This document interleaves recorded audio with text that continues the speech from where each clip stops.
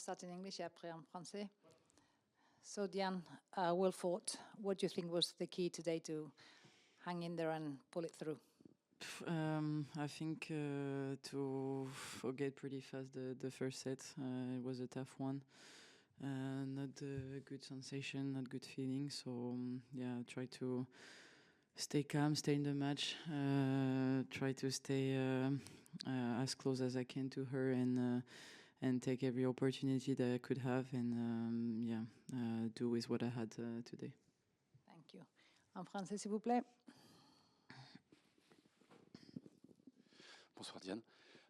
Quand on commence par une bulle, comment on se, comment on se remobilise et qu'est-ce que tu t'es dit à ce moment-là pour pouvoir renverser le match? On essaye de l'oublier. Je pense que ça m'a fait du bien de partir, de m'isoler un peu à la fin du premier.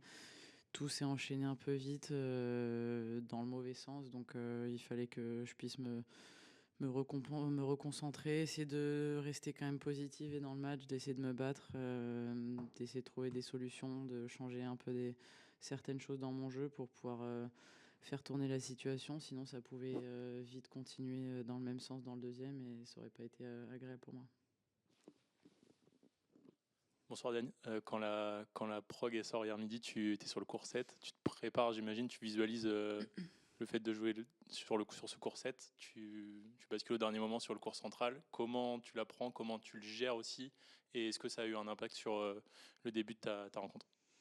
Ouais, bah c'est toujours, c'est sûr que je m'étais préparé à jouer sur le 7. Il y a une grosse différence quand même avec le central en termes de taille et même de conditions de jeu. Donc un petit coup de stress quand même quand on nous dit qu'on change et qu'on joue dans un match. Donc on sait que ça peut aller assez rapidement et qu'il faut assez vite se préparer à jouer sur le central.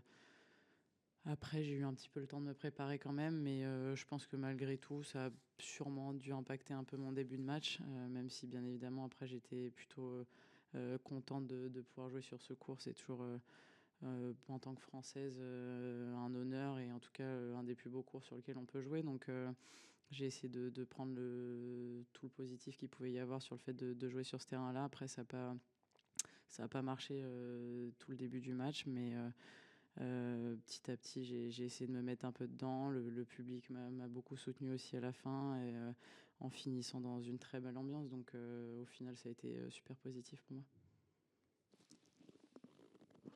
Justement, tu parles du public, ça s'est bien rempli, surtout sur la fin. Il y a la Marseillaise, tu fais jeu blanc derrière. Honnêtement, ça te porte comment? Qu'est-ce qui te parcourt ton corps comme émotion quand il y a ce genre de moments qui se passent? Bah, honnêtement, on joue au tennis pour vivre ces émotions-là, de pouvoir jouer sur ces cours-là avec cette ambiance. Donc, c'est que du bonheur de voir que les gens arrivent petit à petit aussi, sont vraiment là pour me soutenir à fond derrière moi. Je les entends tout le long du match, même si on essaie de rester dans sa bulle, on entend quand même malgré tout les encouragements. Et je pense que ça nous porte. Et en tout cas, il faut essayer de s'en servir le mieux possible pour justement essayer d'aller chercher des ressources de temps en temps et un petit truc en plus pour pouvoir nous faire gagner ce genre de match et continuer à pouvoir jouer dans ces ambiances-là et profiter de tout ça.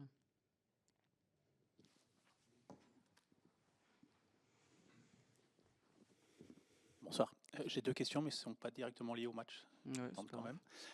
Il y a un doc qui va sortir en fin de semaine où Nadal dit qu'il a eu mal quasiment tous les jours de sa vie. Est-ce que c'est le quotidien? Est-ce que c'est la vie d'un joueur de tennis de jouer avec des douleurs et de faire avec, de faire sans, de les combattre? Et ma deuxième... Ouais, ça dépend pour qui. Après, c'est sûr qu'eux ont repoussé, je pense, les limites de leur corps et de la santé très très loin pour pouvoir accomplir tout ce qu'ils ont pu accomplir dans leur carrière et repousser tous les records, tout ce qui est possible et inimaginable dans ce sport-là. Donc je pense que eux l'ont fait à très grande échelle.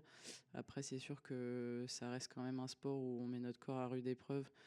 Et puis tout le corps est engagé et il y a pas mal de composantes. Donc c'est sûr que pour beaucoup de joueurs et de joueuses, il y a quand même souvent des petites douleurs à droite, à gauche, et il faut faire avec dans la limite du raisonnable. Après, il faut aussi essayer de rester assez sain et de pouvoir être capable d'enchaîner des tournois, de pouvoir faire une année pleine.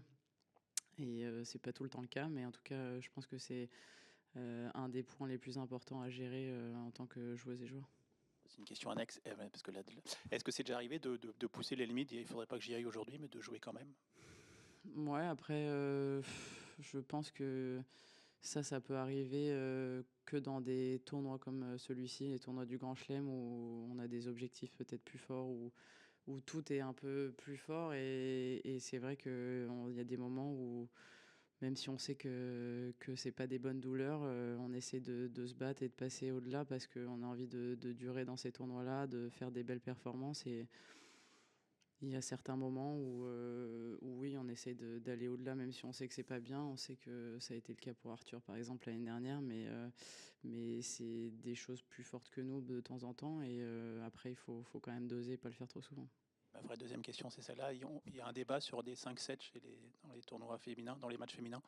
Une bonne ou une mauvaise idée? Et là, J'ai pas trop d'avis là-dessus.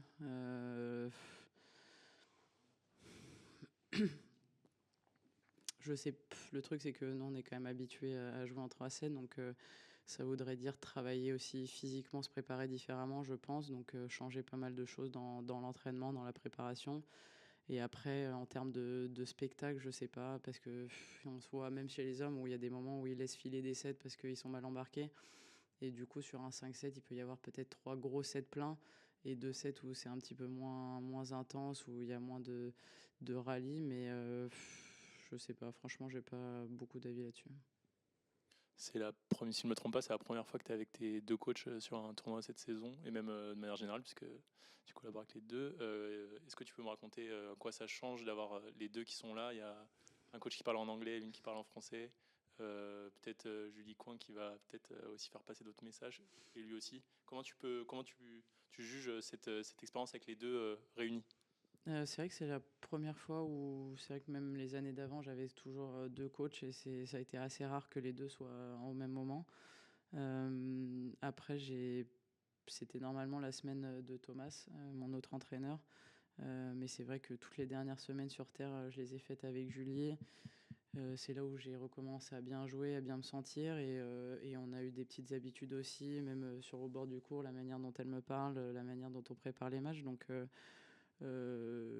j'ai souhaité qu'elle puisse rester sur ce tournoi-là, déjà pour qu'il y ait les deux en même temps, qu'ils puissent échanger aussi directement. C'est sûrement plus simple et de voir directement ce qu'ils voient de moi sur le court et d'avoir de prendre les bons côtés des deux et pouvoir avancer, faire un beau tournoi en essayant qu'ils m'aident le plus possible sur le terrain. Après, c'est vrai que c'est plus elle qui me parle parce que c'est beaucoup plus simple en français de communiquer, elle comme moi. Donc je pense que c'est un bon mélange.